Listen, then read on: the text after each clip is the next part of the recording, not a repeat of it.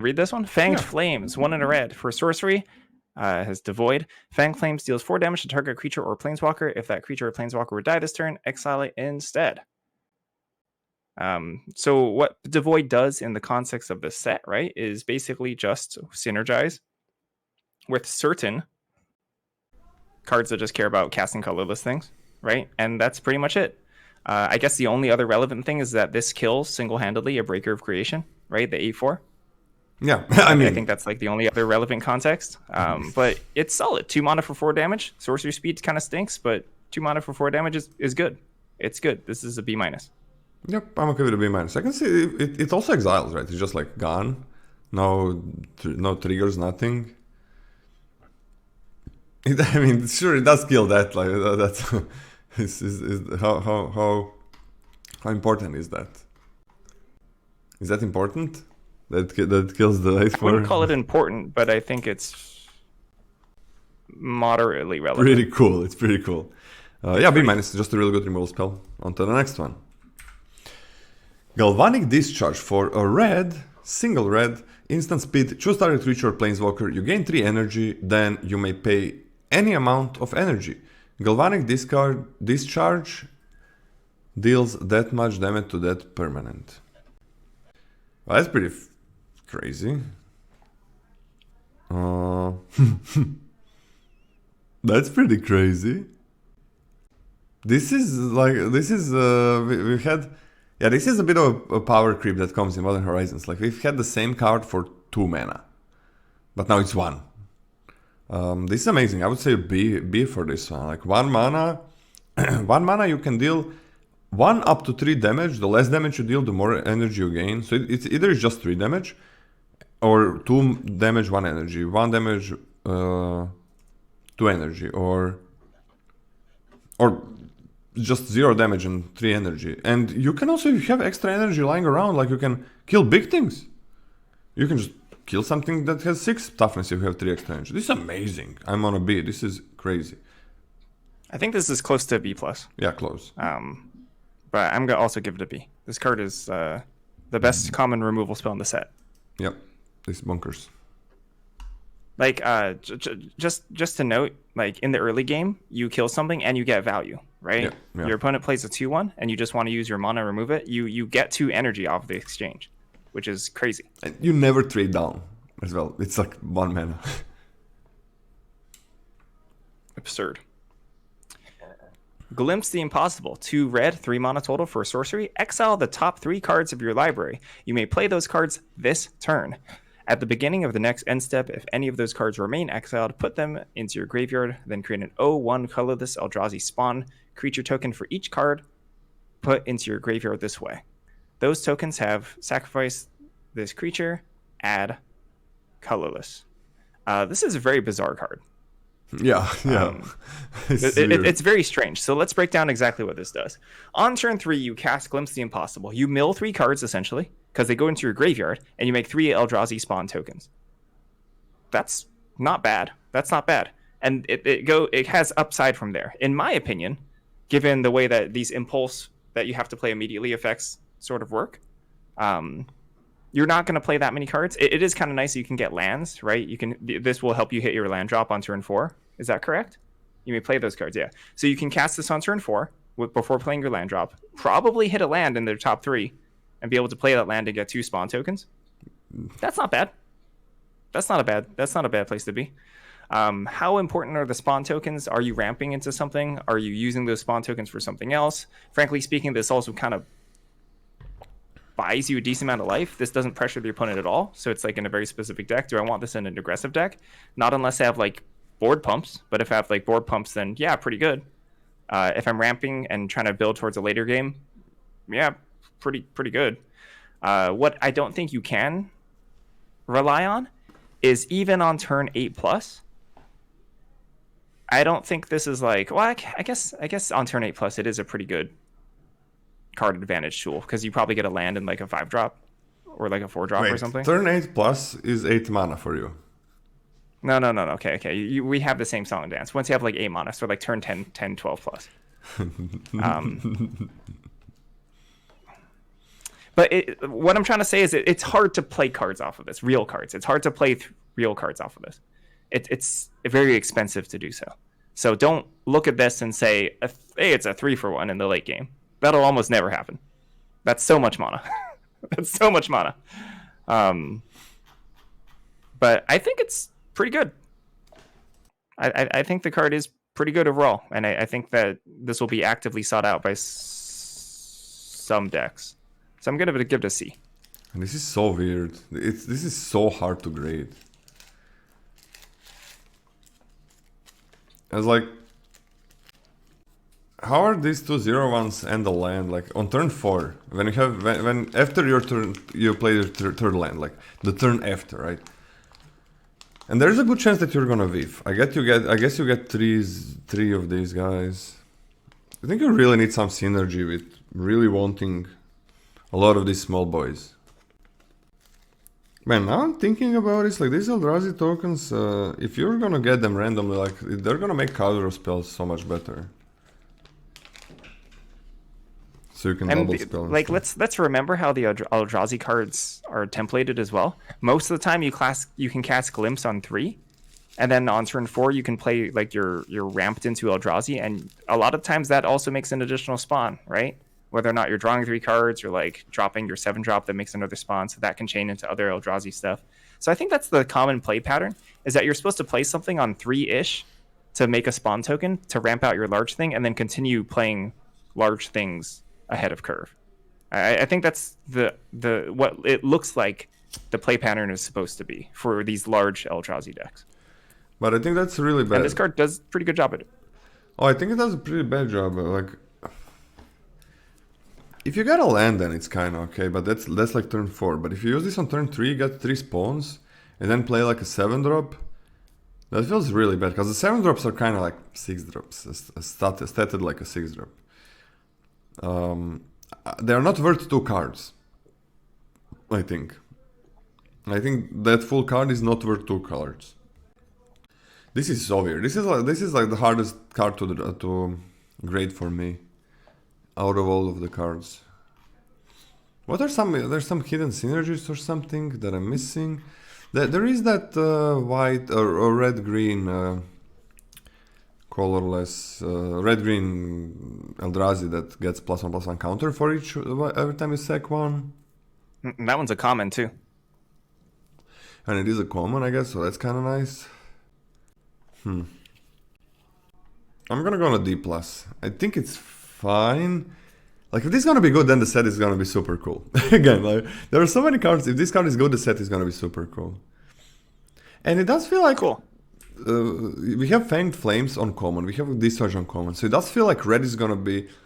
With these two, we're gonna see the other cards. But these two could make red be pretty good at early game control. Controlling the early game without letting opponent do their thing. So that's kind of cool. We got Infernal Captor for 3 and a red. It's a 3/3 with exploit. So when this creature enters the battlefield, you may sacrifice a creature. When this thing exploits a creature, gain control of target artifact or creature until the end of turn. Untap that permanent, it gains haste until end of turn. So what you're kind of trying to go with a 6 mana combo with this, or a 9 mana combo. With your black 2 mana discard, 2 mana sacrifice a creature, draw 2 cards. Which could kind of be good with the last card, right? That 2 mana sacrifice a creature, draw 2 cards could be helping out the last card. If you don't need those 0/1s. I mean, the last time we saw a threatened effect at common was AFR. Really? Yeah, because and then they specifically said that there was a design mistake to put threaten at common. Why?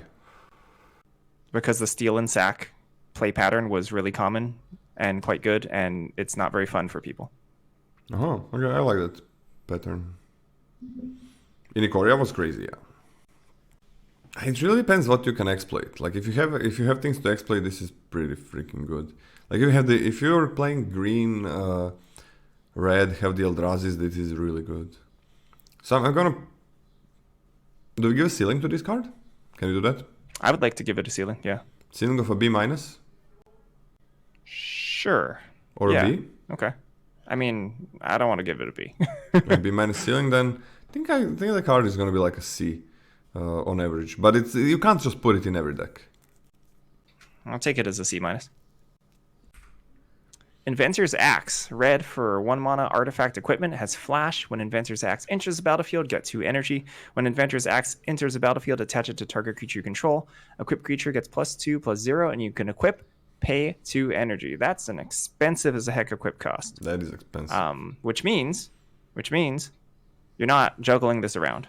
You're not juggling this around. Does that mean it's bad? Not necessarily, right? You get to equip this onto something, trade up with your small creature, and then re-equip it, or on an unblocked creature or something, just push damage and then re-equip it later, or not even re-equip it, just use the energy for something else. So there's a lot of flexibility here for a 1 mana card. I would like to end the game quite quickly. I would like to use this energy, whether it be to equip to advantageous attacking creature, for example, something like First Strike or Flying, or use this energy to have another, like, for example, a larger galvanic blast, discharge, rather, to kill a large blocker, etc., push in. But I obviously, I think you want to beat down, It's inherent in the card. I want to beat down, so I think it's relatively more niche in that sense. I think that probably works best in red-white, if I were to just guess. Just because I think that's like the most proactive energy synergy deck. To the point, I don't think you take this highly. I kind of think you wheel them. But some decks are going to be totally fine running multiples of these, is my bet. So I'm giving this a D+. Yeah, I'm a D+ as well. Gonna be nice in some explosive strategies, but can be really, really mid. Right, sure, one, equip it, and equip it for free again, and then it becomes a problem. But yeah, I think you will it, and I can see it, like you get a good amount of 1-drops and such, and I can see it as flying 1-drops. I can see it as being a pretty good tool for now in white. Maybe in black, where you can sacrifice this, but you don't care about the energy in red. Black, you do care about the energy a little bit in red. I think it's gonna play out fine. Just free. One is so easy to get in. You can even play like a couple of these, and just try to kill your opponent. Hope they don't have a lot of interaction. Doesn't feel that much about the red-blue card, because I think in a deck where you're playing the energy vehicle, you don't care about that too much. It's more like, how fast are you? How big of a problem is it gonna be that you cannot re-equip this easily more than once? That's the bigger thing. I think it's about like super low curve decks that just attack. Molten Gatekeeper. Do you know what's missing from blue in this set as a distinct comparison? Blue doesn't have that like Aether Swooper equivalent from Kaladesh, right? Something that wants to be attacking, like evasively. Yeah. Like most of the blue cards don't attack well. The energy cards. Yeah. It's like a 1/3 uncommon and like a 2/1, like a piker. Yeah. That loots. So the blue cards don't attack well at all. I mean, white does care about energy as well, so it can be fine. Molten Gatekeeper for 2 and a red. It's a 2/3. Whenever another creature enters the battlefield under your control, this guy deals 1 damage to each opponent, and you can unearth it for a single red. Yeah, I think sure it's a common, sure you can stack multiples and just kill the opponent. But I really dislike this at common. I really dislike this as a 2/3. 2/3 is a big problem, I think. So I'm gonna go for D for this one. D looks like kind of crappy. Yeah. It's cute that you can unearth it and sack it, I guess. Yeah, that's kind of cool. On the cheap. I can see it being better.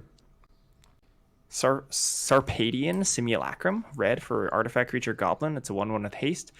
3 and a red for sacrifice Sarpadian Simulacrum. It deals 4 damage to target creature. I believe that this is the proxy for the quote-unquote clunky removal in red, right? You know how we always have that like 5 mana crappy removal. This kind of feels like that. 1/1 with haste doesn't particularly beat down super well. Like, sure, it can get in like 1 or 2 damage, and then it just stops attacking, has no additional help, right? And then for kind of expensive, you chuck it at something else. I think this is super replaceable, even considering artifact synergies. So this is also a D for me. Yeah, D as well. Not good at with fast decks, not good with slower decks. You maybe gonna care about artifacts in red, black, but I don't think this is the one that you prefer putting in. But all these cards are kind of interesting, even the bad cards, like the +2/+0, I think it's gonna be pretty good in some decks. I think it could be actually important card in some decks. The 2/3 with an Earth could also be a good fit for some, so that's interesting. Siege Smash. For 1 and a red, it's an instant with split second, which means when this is on the stack, until it resolves, nothing can be done. Nothing can be done. Choose one, destroy target artifact, or target creature gets +3/+2 and gains trample until end of turn. So yeah, when you play this, nobody can use anything in this set. It's artifact removal. There's a lot of artifacts in this set. We give it a cyborg grade for sure. +3/+2 trample is okay for attacking. It's fine. It's not a bad trick. I think it's D+. A little bit higher in this. I think this is really desirable if you're proactive at all. I think this is kind of a beating. So I'll go C-. Okay.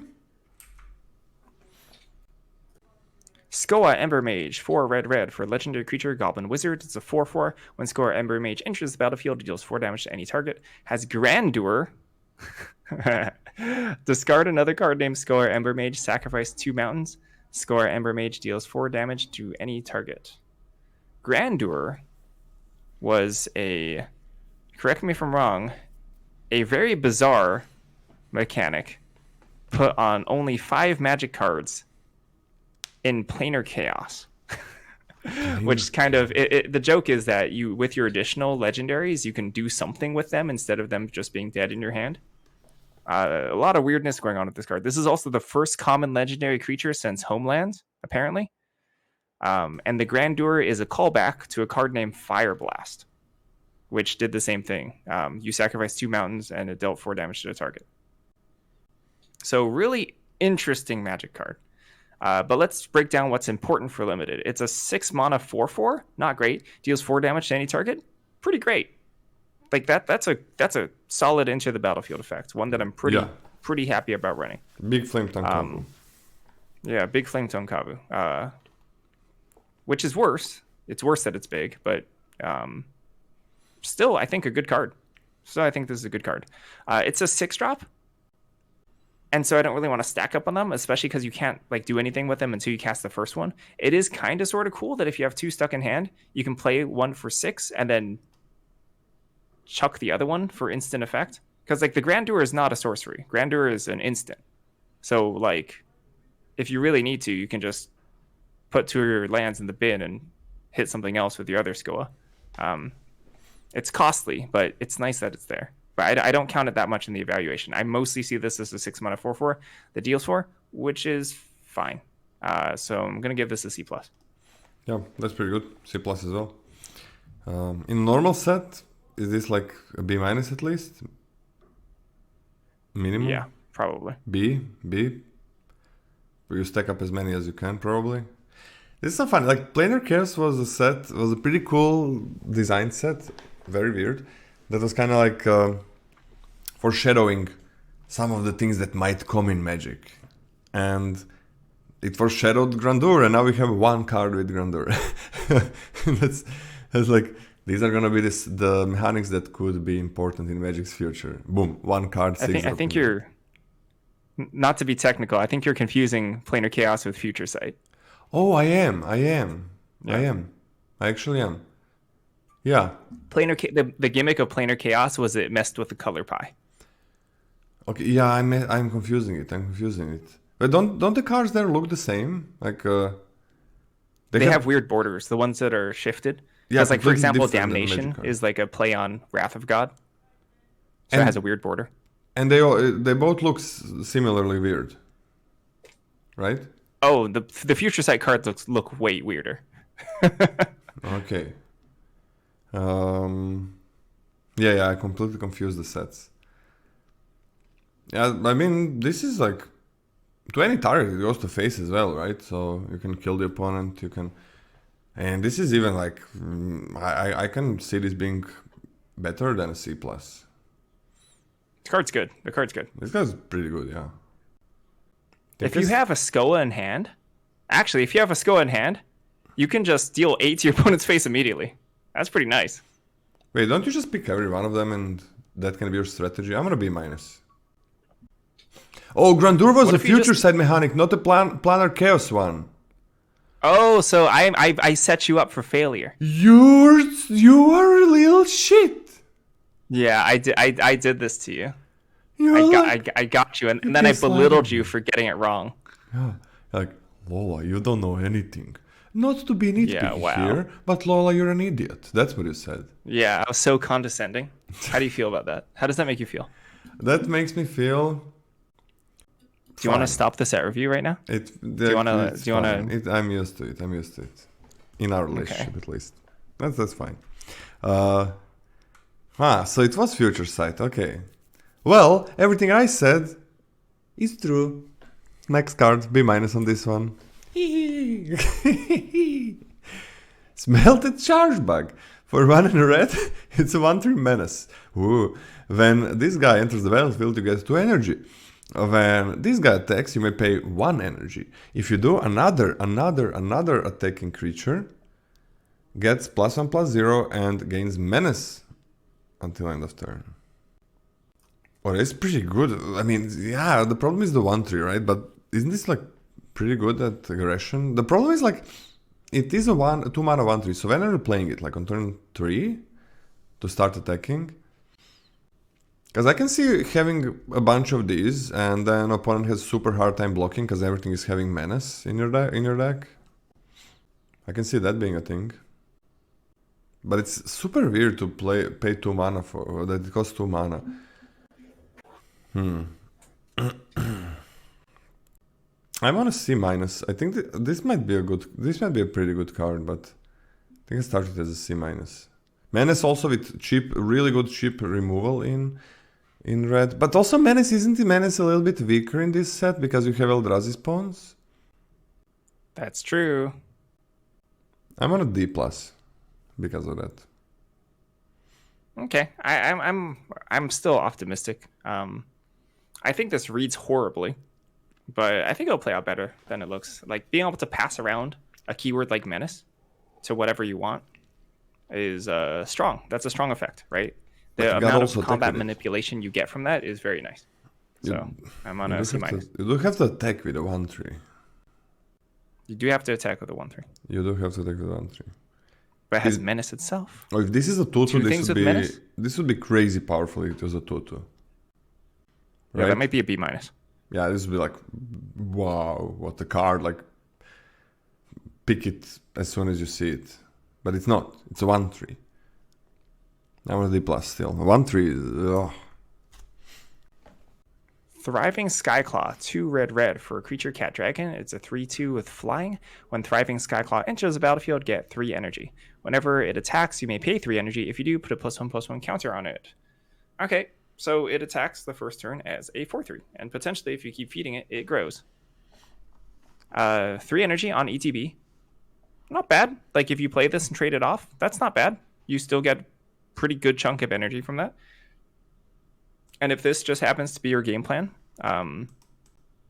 in terms of clocking your opponent, that's pretty strong as well. Do I think this card is bonkers? No. Do I think it's a filler I'm going to be reasonably happy with in my energy-based, aggressive, or even a little bit slower mid-range decks?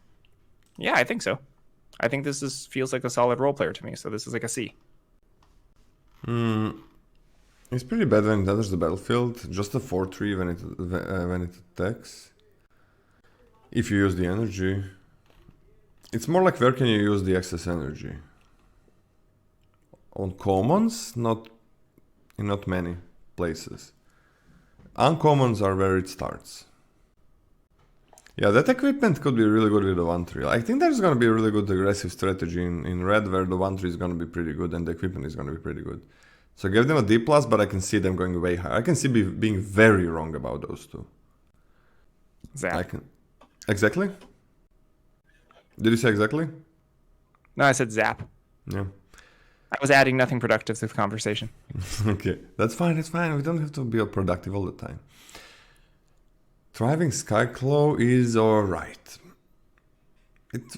On its own, I kind of really don't like it on its own. So it's gonna be a D+ again.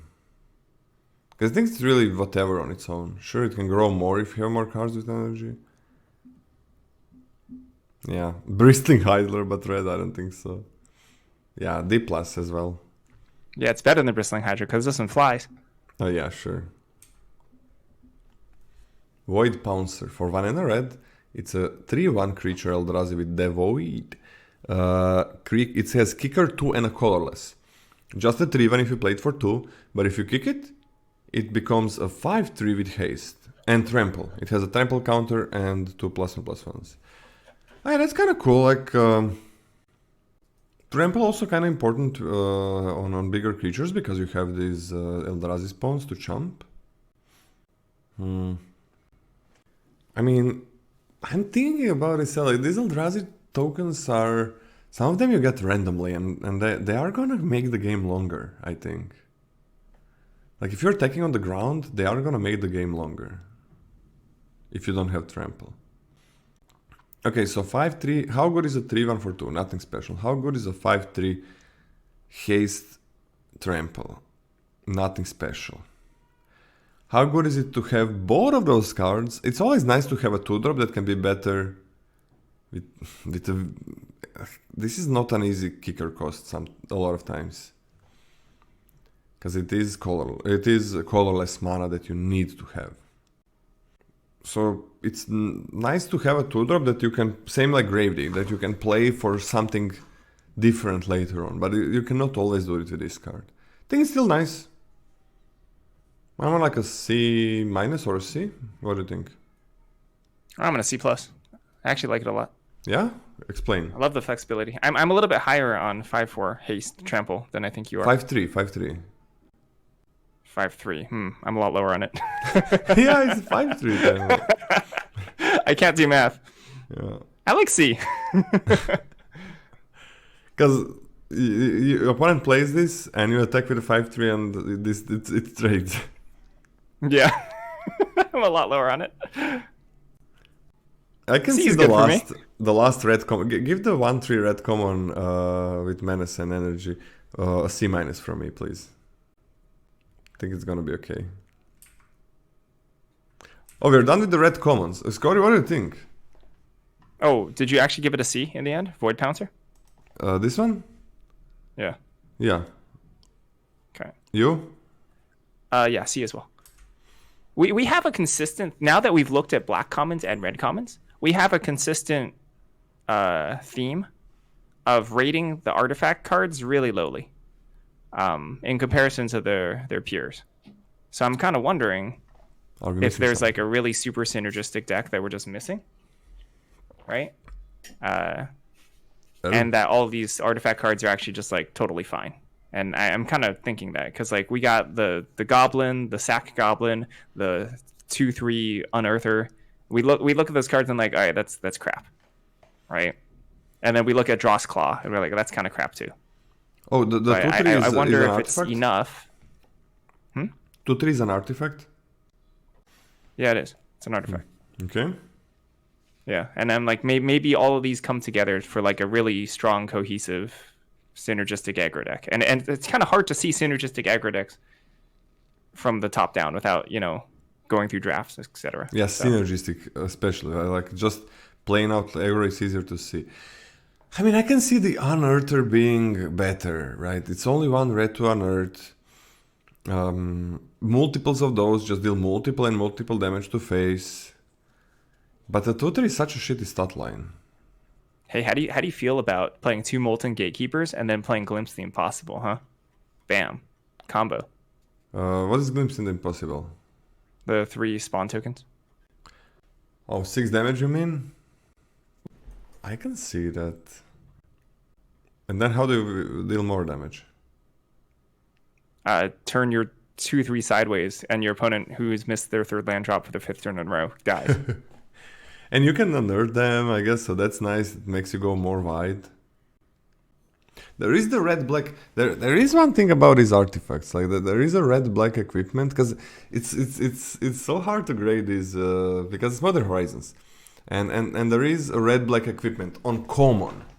Just you pay red, you pay black, and you get a +X+1 germ, and you can re-equip it for 2, and it's gonna make anything huge, right? And then feels like everything can attack. I think that we maybe have undersold the 2/3 with Unearth. I mean, any sort of evasion when you have that level of equipment, right? Living weapons, cranial, whatever it's called. Yeah. Is very, very strong. That cranial ramp seems amazing. Maybe we have undersold it, because you can get multiples and kill opponent. Then maybe finish them with 4 damage to face. Okay, I think I'm pretty confident about the blue, black, white cards. About the red cards, I'm not 100%. I mean, I'm not 100% on anything. We always get something wrong. Everybody always gets something wrong. Hey, we have been voted that we have made the most accurate set reviews that were the most correct by the end of the set, something like that. So that's pretty cool. But we're still gonna get something wrong. Huh? Do you know why that is, Lola? Do you know why that Reddit post rated us the highest in accuracy? Because we update the tier list? Yes, because we update the tier list and other people don't. Are you kidding me? That's the only that's the only reason why we're more accurate. You realize that, right? They didn't take the first, they didn't go to the first. No, they just took whatever is on our tier list at the moment. Oh, they didn't do the first iteration? No, how would they find the first iteration? Can't you just go to Google Sheets and see is that something that only we can do? See the previous versions? I'm pretty sure that's something only we can do. So they took that's why we were so much better than everybody, is because yeah, that's why our grades were so much more accurate. Because we were a lot more accurate. I mean, wait, literally nobody updates the tier list? I mean, not really. Not a ton of content creators do. Okay, I know a lot of people don't, but oh my god, why did you tell me that?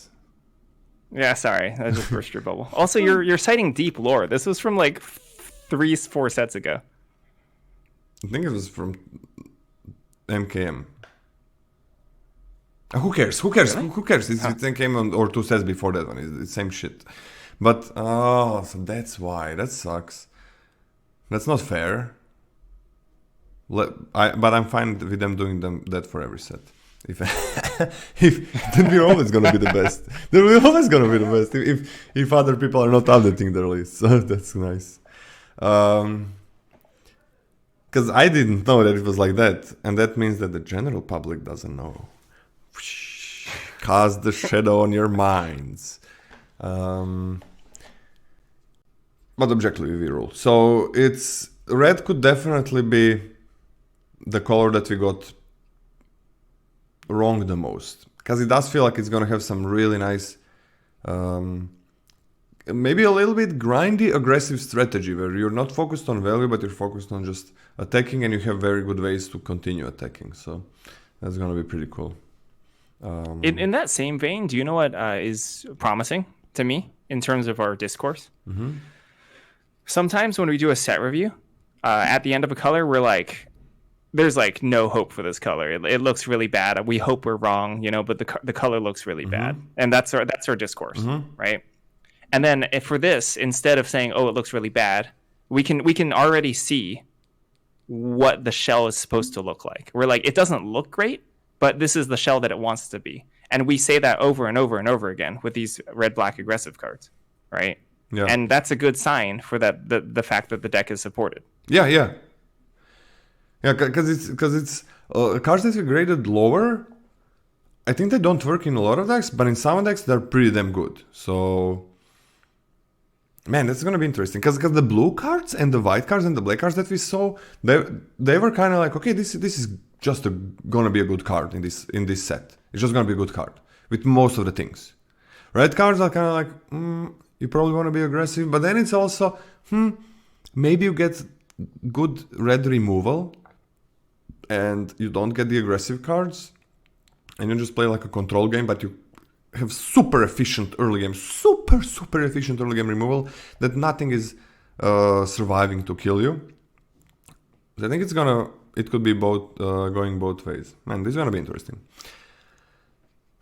This is gonna be so interesting. The red kinda doesn't look like the strongest color, but I don't think it's behind other colors. I think it's just like it's gonna depend on what you're drafting. It's gonna depend on what your deck is gonna be doing. I fucking can't wait to try out all the decks. Okay, onto the uncommons. Reading Amp-Drafter. Amp-Drafter, 1 in a red. For Dinosaur, it's a 2/1 with first strike. When Amp-Drafter enters the battlefield, get 2 energy. Then if you cast it from your hand, exile cards from the top of your library until you exile a non-land card. You may cast that card by paying an amount of energy equal to its mana value rather than paying its mana cost. If you don't have a turn 1 play, and then you play this on turn 2 and flip a 2-drop, you can just pay the 2 energy to get a 2/1 first striker, which is already a pretty good 2-drop, and another 2-drop, which is bonkers. That's very, very strong.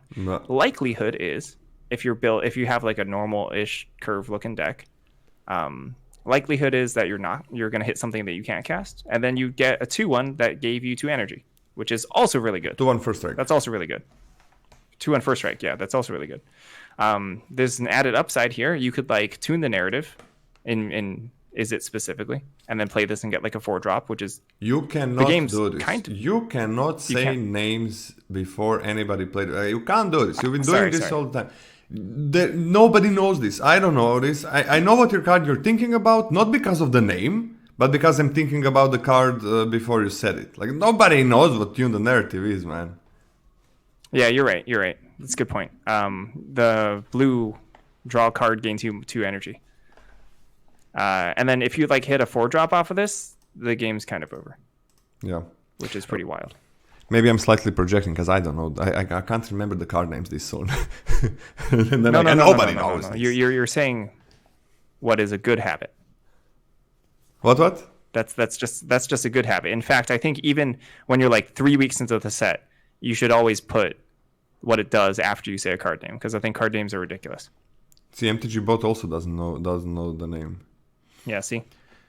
But yeah, if you play that 1-mana blue card that just gives you 2 energy and draws a card, is you can get 2, 3, 4, anything that's worth 4 or less, which is kind of crazy. Or you play this in mid game, late game, where if you got some extra energy, that is amazing. You just cast the card, extra card. It's crazy tempo. Like this is gonna be game winning so many times. This card is fantastic. I'm actually giving this a B+.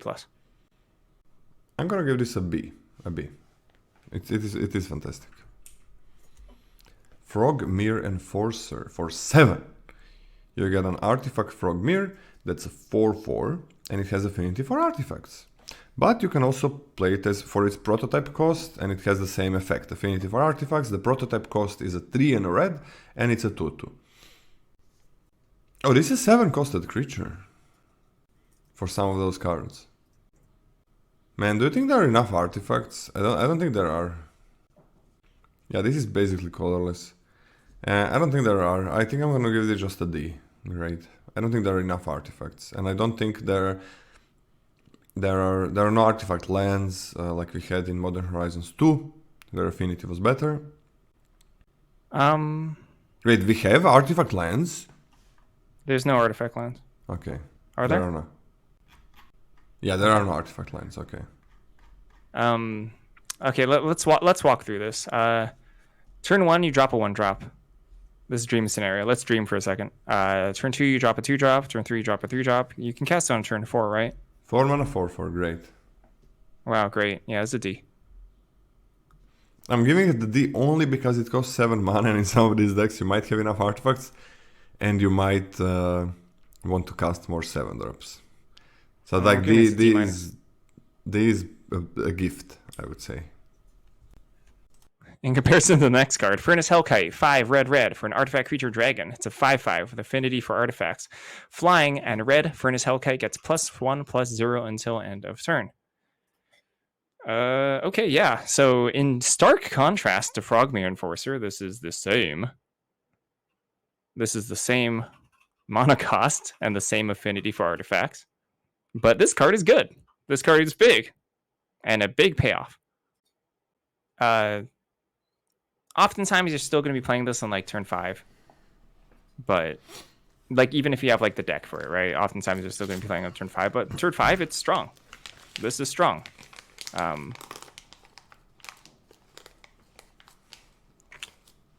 think I'm taking this. Gosh, okay, let's also break this down. The ability here deals so much damage. It actually deals a ton of damage. Like, this is not like a 4-turn clock with your opponent at 20. Like, you can actually accelerate that by a pretty decent chunk. To the point this is a pretty big threat. I'm going to give this a pretty optimistic B-. Yeah, this is pretty good, and it's an artifact creature. So when you care about artifacts, this is gonna be a really nice thing. A B- might be a little bit too high. Like in the right deck, yeah. I can also give this a B-. I think, yeah. It's gotta be the right deck for it, right? If it's not, then it's kind of crap. It can be pretty shitty. I mean, it can really be pretty shitty. So, and I think there is a chance, okay chance that happens, that it's kind of crappy. How many artifacts do we have on common? We have a good amount on uncommon, but I mean, there should be enough. C plus or B-. It's an actual Shivan dragon. Yeah. Which is not great today, but it's not horrible. C plus or B-. I think I can start it with a B-. I think it's better in some decks than a B-, but I think it's much worse in some decks than a B-. So I guess kind of averages it out. Ghost Fire Slice. For 2 and a red, it's an instant devoid card. This spell costs 2 less to cast if an opponent controls a multicolor permanent. This thing deals 4 damage to any target. Ooh. 20 target as well? It's a face. Yeah, 3 mana, 4 damage to any target is pretty good. But it's gonna be 1 mana a good amount of times, man. There are 8 multicolored commons and I think 10. Oh, there are a lot. There are like 20 multicolored uncommons. Oh, I'm okay with this. I'm on a B. I'm also on a B. This is nice. Witch Enchanter? Mog Mob. Red. 3 mana total for creature goblin. It's a 3/3. Sacrifice Mog Mob. It deals 3 damage divided as you choose among 1, 2, or 3 targets. The reference joke here is that there's a card called Mog Fanatic. That was a 1-drop that you could sacrifice to deal 1 damage. So this is 3 Mog Fanatics stapled together. Also a super cycle with Healer's Flock and Llanowar Tribe. So sweet card. I don't think it's very good. This is an extremely hard to cast 3-drop. That's just a 3/3. Sacrificing it to do like an Arc Lightning type effect, which is like 3 damage, and you get to pick off like 2 things or like 3 spawns or something, is good. But the casting cost kills it for me. This is like a D. Yeah, we always get these in Modern Horizons sets. I think we always get something like 3 mana, 3/3 that gains you 3, gives you 3 green mana and stuff like that. Yeah, it's way too hard to cast. I'm on a D as well. Phyrexian Ironworks. For 2 and a red, it's an artifact, and whenever you attack, you get an energy. You can tap it, pay 3 energy to create a 3/3 colorless Phyrexian Golem artifact creature token and activate only a sorcery. Wait a second.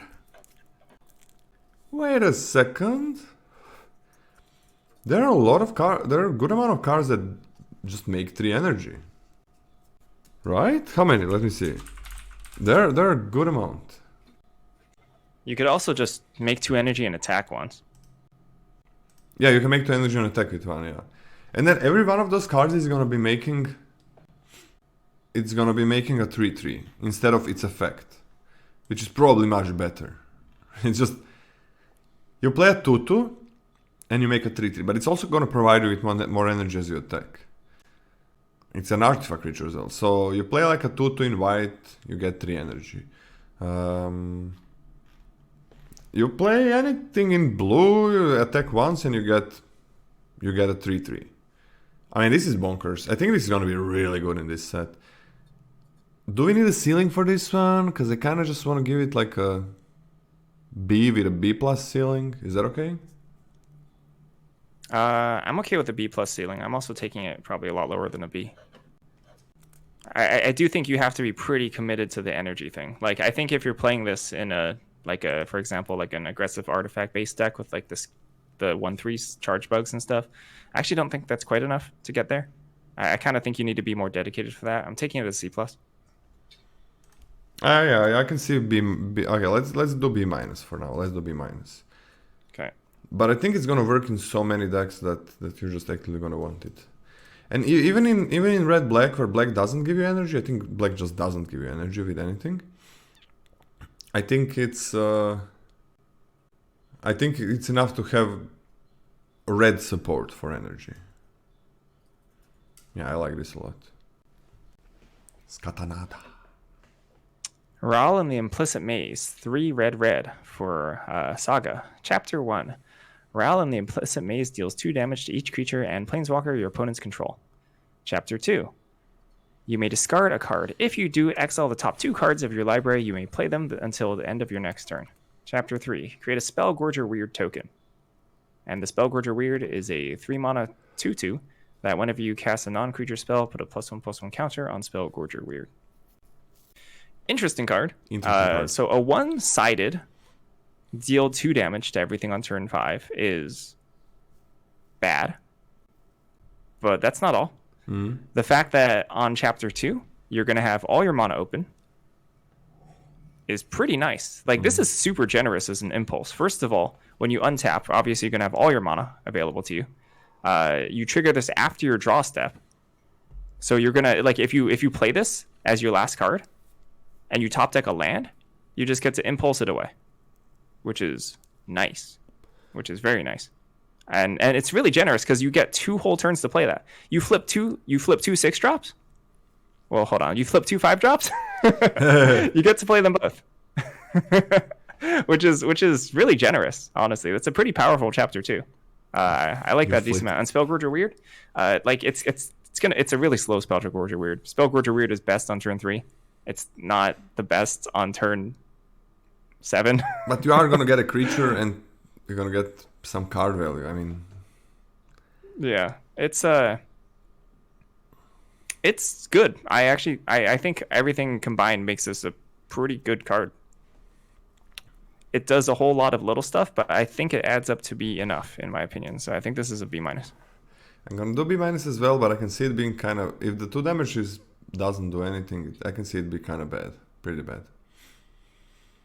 You can also attack first and then, but I'm gonna start as a B- because you are drawing that extra card as well on chapter 2, so you can discard. You always have something to discard. Clears all the spawns, yeah, but a good amount of things are like 3 toughness or more. But I think it's gonna be pretty good. It's just sometimes usually it's gonna feel really good. A lot of times it's gonna be backbreaking.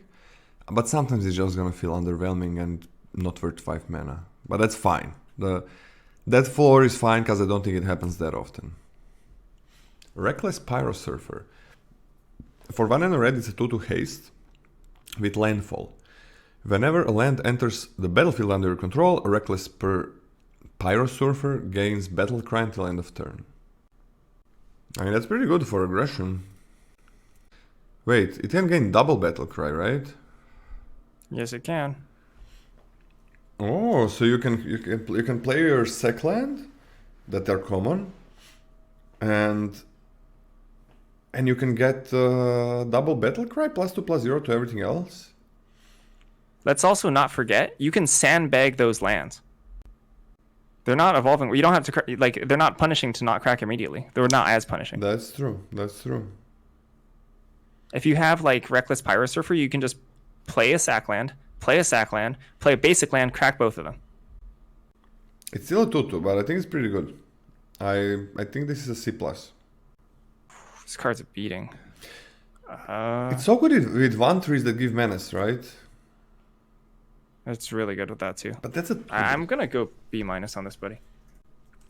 Like, 2/2 bear, if you're not beating down, is like kind of underwhelming, but the ceiling for this card is really high. Oh, you can get triple. Like, sack that land, play another sack land, and then sack that land. That's a dream. I can see B-. Okay, give it a B- from me as well. I can also see it going a bit down, because 2/2 haste is maybe gonna die.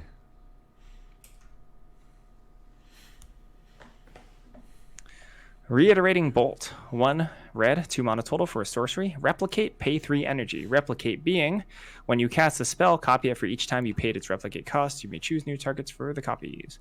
Reiterating Bolt deals 3 damage to target creature or planeswalker.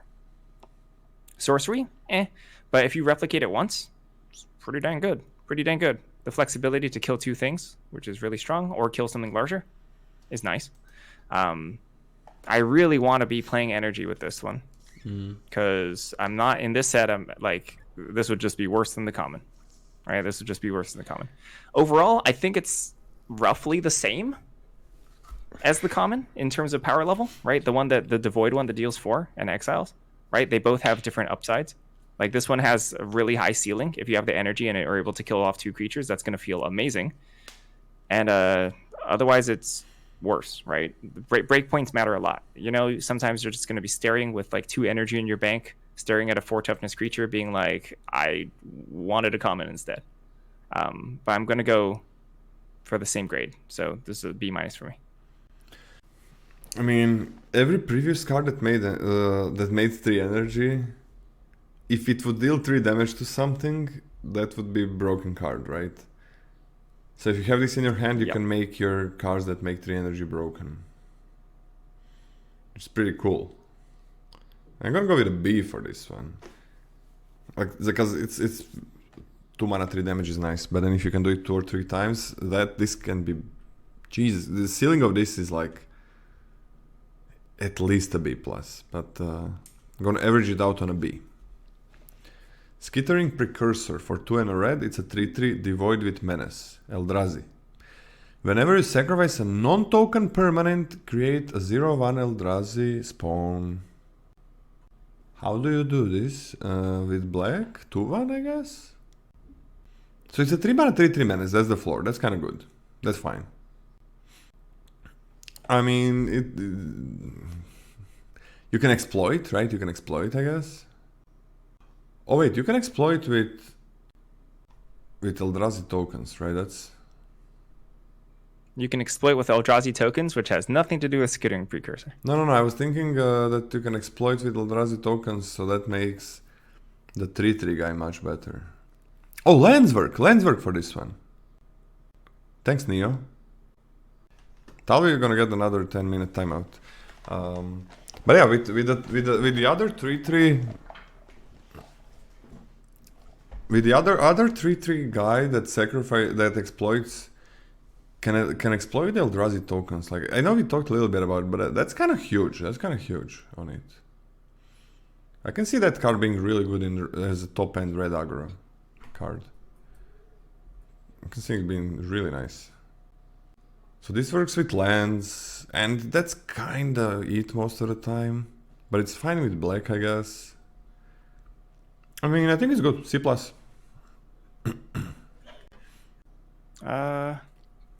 Sagas get sacrificed. Slightly less optimistic. I think despite the lands and sagas being common and stuff, I still think this is like a C. I could see it being a C, but I'm gonna start as a C+. Spawn Gang Commander, 3 red for a creature, Eldrazi Goblin. It's a 2/2 with Devoid. When you cast a spell, create 3/01 colorless Eldrazi spawn creature tokens with sacrifice this creature, add colorless. You can pay 1 in a colorless or 2 mana and sack an Eldrazi to have Spawn Gang Commander deal 2 damage to any target. You can play this immediately and sacrifice 2 of the spawns and then the third one to dome something for 2. In the worst case scenario. Which is nice flexibility to have, but it's not like you're dreaming of having a 2/2 for 5 mana that you dome something. It creates a lot of bodies for blocking. It creates a lot of bodies. If you untap with this, it's gonna feel really good. But it's right? colorless mana. It's colorless. Yeah, so the colorless mana is the kicker. If you've played with Siege Gang Commander before, it's really easy to just untap and then just be able to chuck all your goblins. Right? Like block, sack, block, sack, block, sack. That's like amazing. Siege Gang Commander is amazing. This card, significantly worse. Much weaker. The spawn tokens cannot attack. They can't pressure. Right? Because they can't turn sideways like the Siege Gang Commander tokens could. They can't trade off with things. They can only chump. So despite being a callback to, frankly speaking, an extraordinarily good limited card, I think this card is much, much worse than it reads. I still think it's a solid card, but I'm giving it a C+. I don't even know if it's a C+. I think those goblins are 1/1s. The colorless is a huge cost because you can't usually activate it a lot of times. It can sacrifice itself and other Eldrazi, so that's kind of cool. Creates a lot of bodies. It's just a 2/2 and 3/0/1s. It's works okay with the last card to sack real Eldrazi for 0/1s. I don't know. I think I'm gonna be. I mean, the colorless cost is so real on this one. You gotta pay it so many times. I'm actually gonna be. Usually, I'm all about these cards with multiple bodies, with extra effects. They're always great. But because of the colorless cost, I'm gonna give it a C-. Because I think it's gonna be not hard to have 1 colorless mana, but this does require a couple. This does require a couple of colorless mana to be really good. Available, not from spawns, but from lands or from cards that you have. So we're gonna see. I think C-. I think much higher in some of the decks, much higher where you have access to that mana. So this is. I really hate. Oh, sorry. Go ahead. A very contextual card. Right? Some decks complete garbage, some decks incredible. I really hate when I think we have a community hot take, and I'm on the higher grade than you are. Why? That bothers me a lot. Why? Because I think this card will be overrated. Like, you know, if we do the Modern Horizons graphic, I for sure want to have this one on the overrated panel, because it calls back to a beloved card and it reads really well. But I think the bottleneck that you're speaking of kills so much of the power. Yeah. And you will feel a bottleneck in terms of what you can sacrifice. I can see that C- is overrating the card. I ain't about that. So you think it's gonna be overrated, and that's why you would like me to give it like a B or something? Well, I think a lot of people will think this is like a B level card. Yeah. I wish it is, because then that means it's super easy to get that colorless mana without messing up your deck. Alright, next up. Unstable Amulet. For 1 and a red, it's an artifact. When it enters the battlefield, you get 2 energy. Whenever you cast a spell from anywhere other than your hand, this thing deals 1 damage to each opponent. You can tap it and pay 2 energy, exile the top card of your library. You may play it until you exile another card with Unstable Amulet. Okay, that's kind of cool. This is really cool. This makes every card that makes 2 energy draw you a card. Kinda draw you a card, because you gotta play it. That's pretty cool. And yeah, this also goes face, right? We have this goes face, the 2/3 goes face. No. Usually you don't have that many things in red that go face in limited. Of course, from like a lot of different sets, you are gonna make a constructed deck that goes face. But in limited, not really. Last time we really had like go face archetype was, I think, Neo Kamigawa. Where it was like, okay, at one point I don't really need to get through their blockers, I'm going face. I think this is pretty good in those decks. I think this is gonna be pretty good in those decks. To the point that I think this is like a C plus at least. And a ceiling of like a B, even B I think. Like imagine every one of your 2-drops that draws you an extra card. And this replaces itself. What do you think, Scotty? I like this card a lot. I was also taking it to C+. I'm okay with whatever ceiling you want to put it on. B seems fine. Yeah, this card seems really strong to me. It's Pinnacle Monk. Pinnacle Monk is 3 red for a 2/2. Jin Monk has prowess. When Pinnacle Monk enters the battlefield, return target instant or sorcery card from your graveyard to your hand. And it flips into a land that you can come into play untapped for 3. The body stinks. The effect, pretty solid, especially because, specifically speaking, red burn, every single red burn spell is great. Yeah. Every single red burn spell we've rated as a B minus or higher, like both of us. So this fetches back some solid removal. And of course, I've always, like, consistently, I've graded these cards higher than Lola. Like across the board, I've always had them a half grade higher. But I think this is like,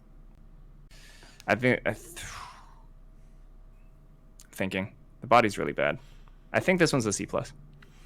I don't think you've graded these cards higher than me. I think you've graded cards that put the spell on top of the library higher than me. I think. What? What cards have you graded higher than me? The burn spells? No, the modal double faces. Modal double face. I thought cards like Pinnacle Monk. Pinnacle Monk. It's.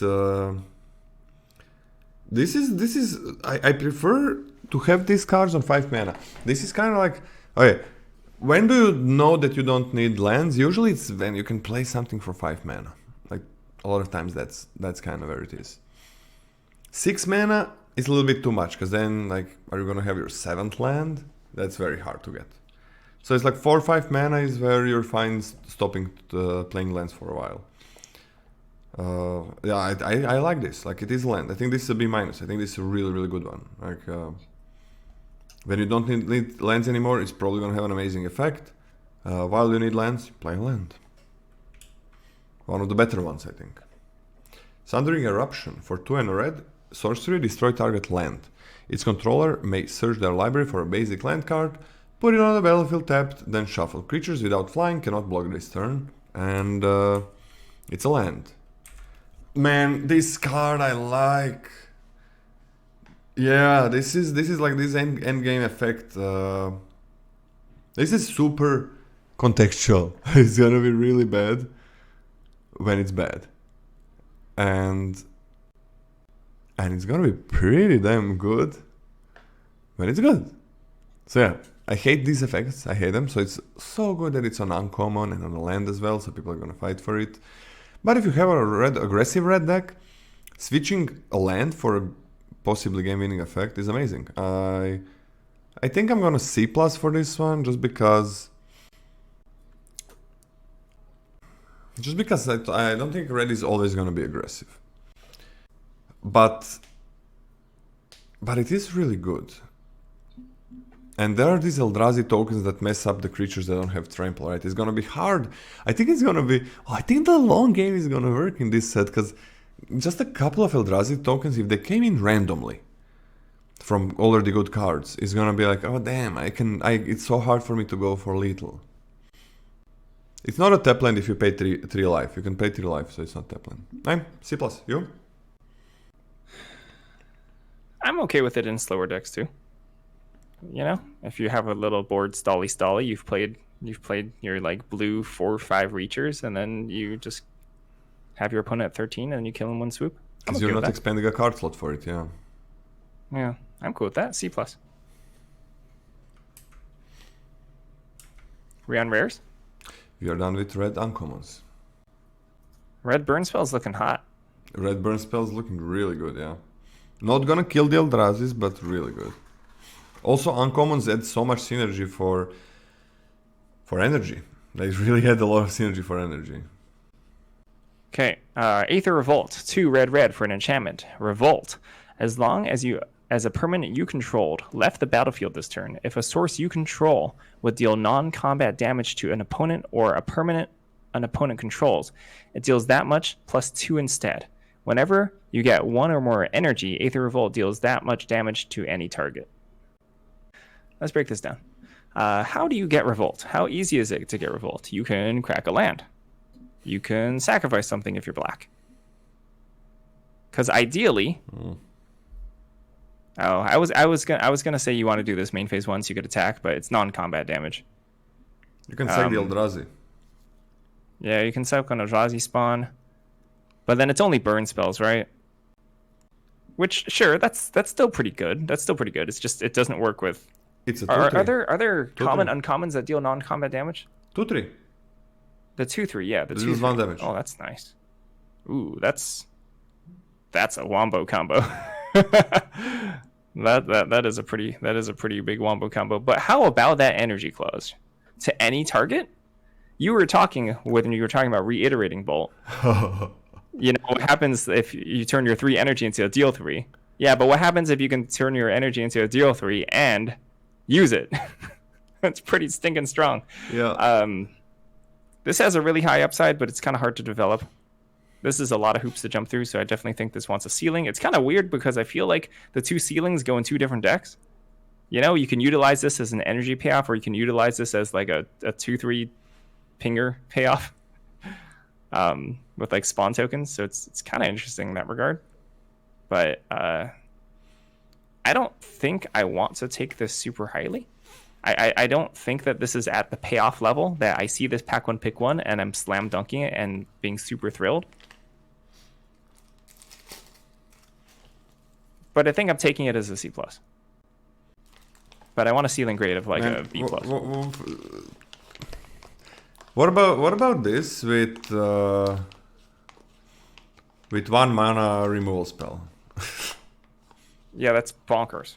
There's like what, 3 damage to something, and what if you sacrificed an Eldrazi spawn before that, or cracked a land, just cracked a land, or attacked, or just attacked, and then something died?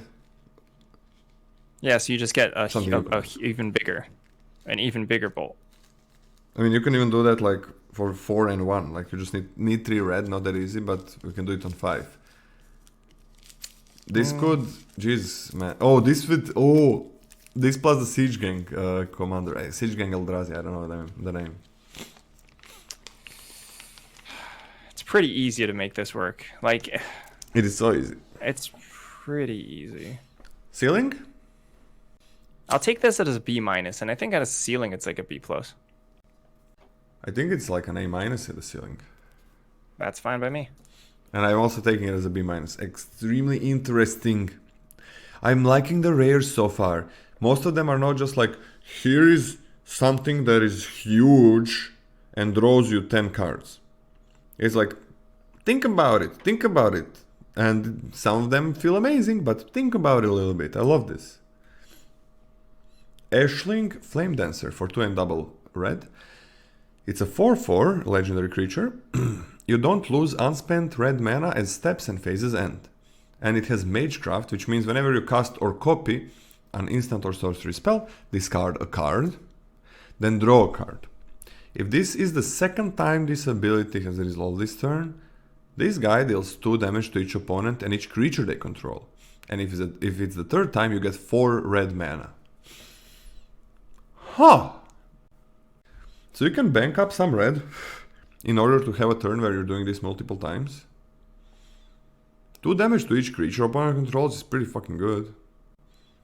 Magecraft came in Strixhaven, right? The discard is not a May, yeah. The floor is a 4/4. This is gonna be really good in blue, if you in black as well, where you can sacrifice something and have flashback. And you can like have that. You're not so mana dependent, right? You can maybe skip 1 turn to have 1 huge turn. An opponent is gonna be like, oh no, my small things are I'm gonna die very quickly. I think this is great. I'm gonna give it a B. I'll go even higher on a B+. Really strong.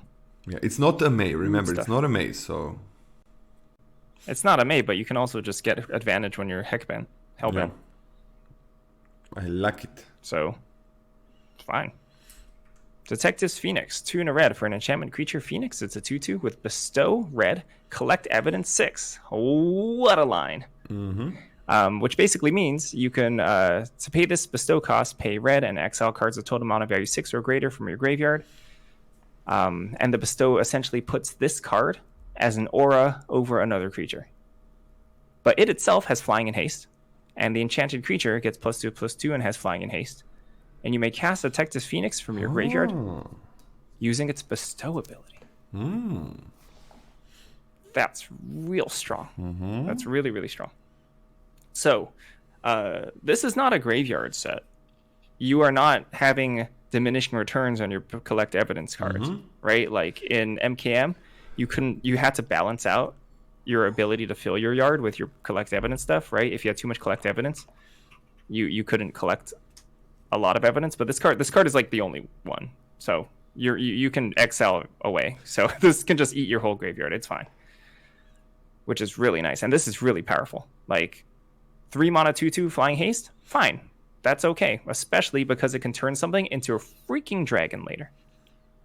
Bestow cost of 1 mana is also extremely important because of the haste clause. Haste clause, yeah. You can just draw 4-drop and just immediately turn that into super threatening dragon. I think this card is actually incredible. I think this is incredibly obnoxious and really, really powerful, and I'm going to give this one an A-. I'm going to give it a B+, because I think the 2/2 is weak. Like, the 2/2 flying haste is weak. So that's the weak part.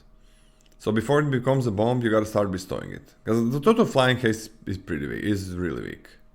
So B+ because of that. And for a while in a game, this is gonna be a 2/2 flying haster. Eldrazi Linebreaker. For 1 and a colorless and a red, you get a 3/3 Devoid Trample. At the beginning of combat on your turn, target creature you control gains haste and gets +X/+0 until end of turn, where X is the number of Eldrazi you control. So this is Eldrazi. It's also Linebreaker.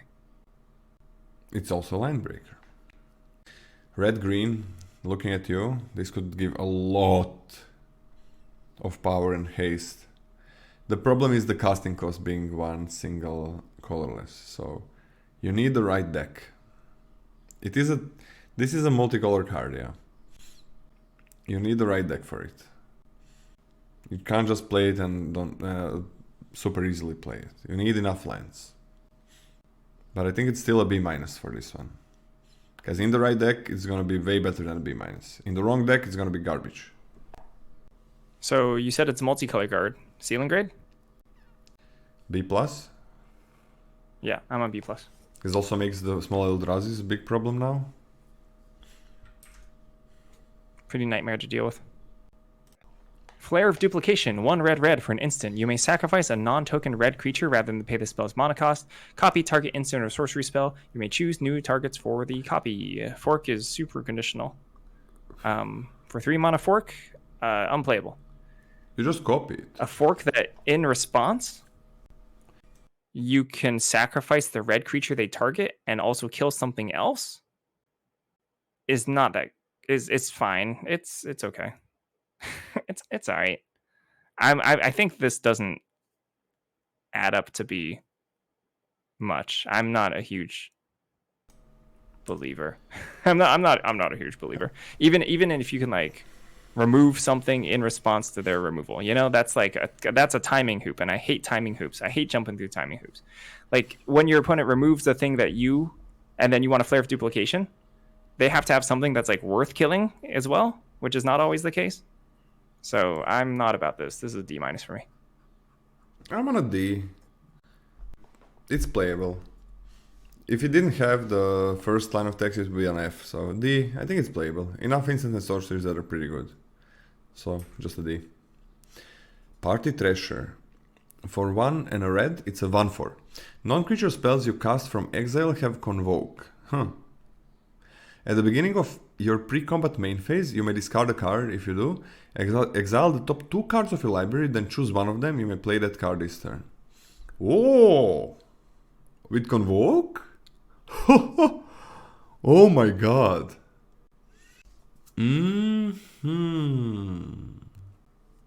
Non-creature spells. Oh shit, it's non-creature spells. It's still great. I think this is still great. And I kind of like the 1/4. Like with this thing, you always have... No turn is gonna be better. Almost no turn. Yeah, I'm gonna be minus. Me too, B-. I don't know what's going on in the art, but I like it.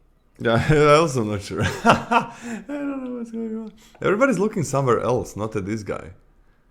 And he has the fire. Everybody's looking somewhere else. It just means that something else crazier is happening, which adds to the mystique. Yeah, like what's happening? Where is the party treasure? Maybe it's not this lizard. Maybe it's another lizard. I like how he's dressed, by the way. Power balance. Red. For an enchantment, whenever an opponent casts a spell, you may reveal the top card of your library. If you do, you may cast that card without paying its mana cost if 2 spells have the same mana value. Oh. If anyone has ever tried to counterbalance, which is the card this is referencing, which is the blue version that counters stuff. If anyone has ever tried to counterbalance without in limited, without deck manipulation, it basically never happens. It's just so difficult to ever happen. Like you flip lands, right? Lands don't do anything, and then you have to match it up. This is an F. I already know it. Some of my newer students are gonna show me the deck with this, and they're gonna tell me like, I'm the unluckiest guy in the world. This never happens, and then they're gonna have to have this explanation. So skip that, and just trust Scotty. No need to pay to know that this card sucks. It's so conditional that it's worth 1 card. Any card that you say it's so conditional that it's worth 1 card, but it can be this. But if it's very conditional to be worth 1 card, it's an F. You don't play it. You want your cards to just be worth 1 card, and maybe more, hopefully. But 1. 1 is a good start, is the starting point. And that's just true for any card in Magic. Wheel of Potential for 2 and a red. It's a sorcery, you get 3 energy, then you may pay X energy. Each player may exile their hand and draw X cards. If X is 7 or more, you may play cards you own, exile this way until the end of your next turn. Ha! That's garbage. That's an F. Symmetrical effect, I don't want it. It's kind of cool if you're extremely fast and then you can exile the opponent's hand. Like if you're extremely low to the ground, you may mess up the opponent. But the problem is, you're paying 3 mana to not affect the board. Each player may exile. Read the card, Lola, read the card. Each player may exile. This is so bad. It's horrible. It's an F. Don't play it. Yeah, it's an F.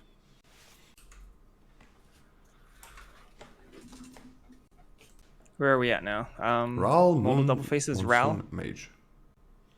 Yeah, Ral Monsoon Mage. 1 and a red for a legendary creature, human wizard. Instant sorcery. Sorry, it's a 1/3. Instant sorceries cost 1 less to cast. Whenever you cast an instant sorcery during your turn, flip a coin. If you lose the flip, Ral deals 1 damage to you. If you win the flip, you may exile Ral. If you do, return to the battlefield transformed. Ral Leyline Prodigy is the planeswalker on the backside. Has 2 starting loyalty. Ral Leyline Prodigy enters the battlefield with an additional loyalty counter for each instant and sorcery you've cast this turn. Which is probably going to be 1. Until your next turn, instants and sorceries... Sorry, +1. Until your next turn, instant and sorceries you cast cost 1 less to cast. -2. Ral deals 2 damage divided as you choose among 1 or 2 targets. Draw a card if you control a blue permanent other than Ral. -8. Exile the top 8 cards of your library. You may cast instant and sorcery spells from among them this turn without paying their mana costs. This one's interesting. So in limited, right, without a very particular archetype, the number of instants and sorceries in your deck is not that many. How good is a 2 mana 1/3 that discounts all your instants and sorceries? That's pretty bad. Pretty bad. It's a pretty bad card. So you gotta flip. Not into it. So you have to flip it. And it's relatively inconsistent when you flip it. You actually, before you cast that instant sorcery, you have no idea what your board state is going to look like after. You don't know whether or not you're going to lose your 1/3 blocker. Is it a May to flip? I don't think it's a May. It is a May to flip. Yeah. Ah, you may exile her out. Okay, good. Yeah, you may. Yeah. So the +1. Let's evaluate the planeswalker. The +1 is nothing special. The -2 is okay. I mean, frankly, the -2 is bad if you don't have a blue permanent. You need the blue permanent, permanent's okay. Yeah. Yeah, you need the blue permanent. The -8 is garbage. I think the -8 is garbage. I think this card sucks. Yeah, it's not very good. I think Rail is the worst flip walker by far. Yeah. Like, I think this is like a D+. I'm okay with the D+, and if you have blue, the ceiling is probably a C+? Is it? Yeah, sure. Yeah, you have the cantrips and stuff at that point. Yeah. Ooh. You're done with red. On to the green commons. Ready, Scotty? Yep. You want to go to the bedroom? So, actually, yeah, I gotta go. Okay. Soon we are gonna be ready for the green commons and...